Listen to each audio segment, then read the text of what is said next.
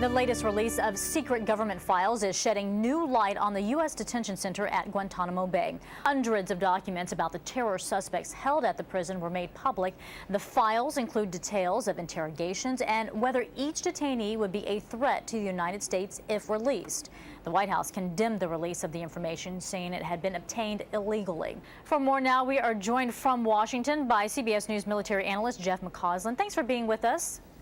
Betty, it's good to be with you. Well, Colonel, first of all, I want to ask about this. Was there anything that jumped out at you, or did we already have a good idea of what was taking place at Gitmo? Well, I think we knew everything pretty much about what was going on at Guantanamo. Some of the things that were released certainly were embarrassing. I think it exposed to us how very difficult it has been for the administration and intelligence people to get an accurate picture of each of these particular detainees by piecing together disparate information. And a very difficult task indeed in sorting out versus low risk, many of whom, of course, have been released over the last several years. And finally, the difficult proposition of how about one going forward in terms of the prosecution of that portion of the detainees that we believe have committed acts in violation of the laws of land warfare. Yeah, I want to get to that in just a second, but first let's get down to the details. The document shows some of the detainees were interrogated some 6 years after they were taken into custody. I mean, how much intelligence can actually be learned after that much amount of time? Well, certainly there's not much actionable intelligence in terms of something you could move on rapidly, a location where a person was at or a particular location that was used perhaps for storing weapons. But still in all, when I've been down to Guantanamo a couple of times and talked to interrogators, they do believe at times they're able to get more information about how al-Qaeda operates, how its processes work, how it functions as an organization. And we know throughout the years as well, it's been released that intelligence agents from other countries on particular events have visited Guantanamo to talk to particular prisoners. For example, I know the British came to Guantanamo after the bombings in London a couple of years ago to talk to several specific prisoners about people they might know, or again, how al-Qaeda operated, particularly in Europe.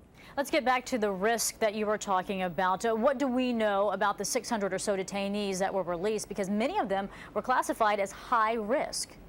Yeah, many of them have. What's been going on, I think, even before the arrival of the Obama administration is an effort to reduce the overall number of detainees at Guantanamo. And as you suggest, about 600 have passed through, many of whom have been, in fact, released. But they've been released to their country of origin with some agreement between the United States and that country that, in fact, they might well be detained in some fashion once they were returned home. We know from these particular cables that in some instances that did not occur, even though there are assurances by the host country. The Russians, for example, took back a couple of prisoners who were Russian and then, in fact, released them, as also happened with a couple of Saudi prisoners.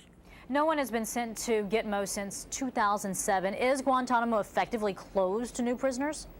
I think that's certainly the case. There's not been any additional prisoners added, and we know over the last several years, beginning in 2007 with a surge in Iraq, and of course the additional 30,000 troops to Afghanistan in 2009 and 2010, that we've had more military operations. We've picked up more detainees on the battlefield, but because of all the challenges and the stigma associated with Guantanamo, neither the Bush administration in its last couple of years or the Obama administration has sought to increase the prison population, but rather to try to reduce the number of detainees at Guantanamo.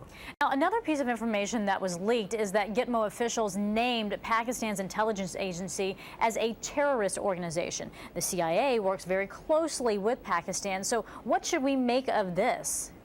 Well, for a long time, we've known that certain elements, at least, of the ISI, the Pakistani Intelligence Service, have maintained close connections with elements of the Taliban or other terrorist groups throughout the region. This has been a point of major concern by leading administration and military officials from the Bush administration and from the Obama administration. Having said that, we should also recognize that these cables only go up through January 2009, and more recent cables and information have not been released. These cables are also only at the secret level. Information about that connection between the Taliban and the ISI might be available in top secret cables that have not been released. Let's turn to some recent events, because Libya yesterday, NATO in that country launched an airstrike at Gaddafi's compound. Several lawmakers have called on the U.S. to increase military pressure. In fact, Senator Lindsey Graham said that we need to, quote, cut the head off the snake. Are we going to see an escalation of the use of force in Libya? Well, I think we've seen some intensification over the last few days and weeks. You know, in the last few days, we know the Obama administration authorized $25 million in non-lethal aid. We know the administration also allowed some of our drone aircraft to be used by NATO, delivering precision strikes on various targets in Libya, most notably around Misrata.